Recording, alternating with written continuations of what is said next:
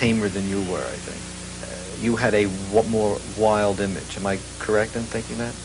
Well, I think Elvis was a little bit more conservative than I was. He hid himself more, I would say, from the public than I did. I was more wide open than Elvis. I never hid anything. Or whatever I did, I never tried to hold it a secret. There's one story that is, I read constantly about you, that you went to Graceland, you had a gun, the sheriff comes, takes you away. What is the truth behind that story, if there is any, but what happened? Elvis, in the last days there, he was, well, about 15 times he called me on the phone, you know, and he said, Jerry, I got to see you. It's very important. I'm very depressed and I want to talk to you, you know, and he'd talk to you bad.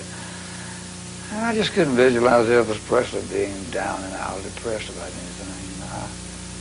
I shunned him off and I didn't go, you know, and one night he called me down at the Vapors Club there in Memphis, about a mile or so from his home. And it was about 2 o'clock in the morning, and to admit the truth about it, I was drinking a lot of champagne that night. I don't drink champagne that much. And it made me a little wild, you know. A little bit. And so, yeah, really. And so, to say the least. So I went out and got my Lincoln car, you know. I said, well, I'm going to come down and see you, so I'll be there in a minute, you know. So I walked outside, and Mr. Ford, Charlie Foreman, on the Vapors. He said, Jerry, just a minute, I have a present for you. And he gave me this .38 Dillinger pistol. It was brand new. Had never been fired. I still have it. Never has been fired. And I said, oh, thank you, Mr. Ford. And I went to put it in my glove compartment. He said, no, put this on the dashboard. If you conceal it in your glove compartment, the law will run you down, it's against the law. But if you put it on your dashboard, not conceal it, it's not against the law. Take it home. I said, okay, well, I forgot I was going by Elvis's house. So you drove by with the gun out? So I drove by there and the gun was there on the dashboard. And when I turned into Elvis's house, the front end of that Lincoln looked like it was a mile long to me. And I misjudged it, and I run into his gate. And he had hired a new guard. Travis wasn't on the gate. His uncle. He had a new guard on the gate. So he come running out there, and I hit the gate, and it was shaking all over like he was doing a show on me, you know? And it was kind of funny to me, I don't know. And he said, well, what do you want? I said, well, Elvis called me and want to see me. He said, yeah, who are you? I said, well, just tell him Jerry Lee's here, you know. And he saw that gun on the dashboard of the car. And he ran back and he called the law. And so I'm sitting there, you know, and a minute later, the law, about 5 or 6 squad cars surrounded my car, you know. I'm sitting there looking at it, and I was really loaded.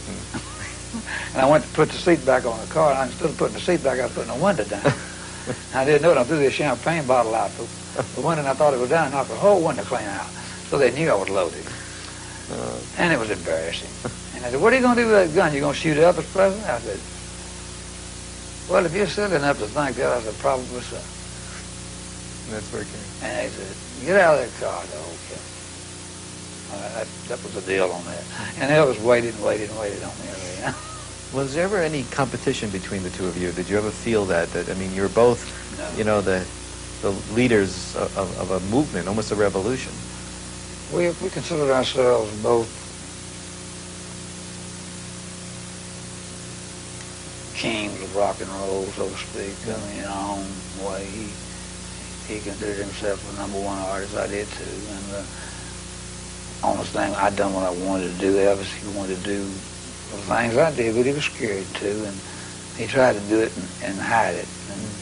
And so I said, Elvis, you know, you ought to be your own man, do what you want to do. Don't let these people tell you what to do. Well, Elvis Presley was a fine person, and I missed him very much, and he was one of my dear friends, somebody I could depend on, you know? When you talk about, as you saw yourself as, you both saw yourself as kings, a question I was wanting to ask you is, when the history of rock and roll is written, where will your place be? Well, I was the first artist inducted into the Rock and Roll Hall of Fame.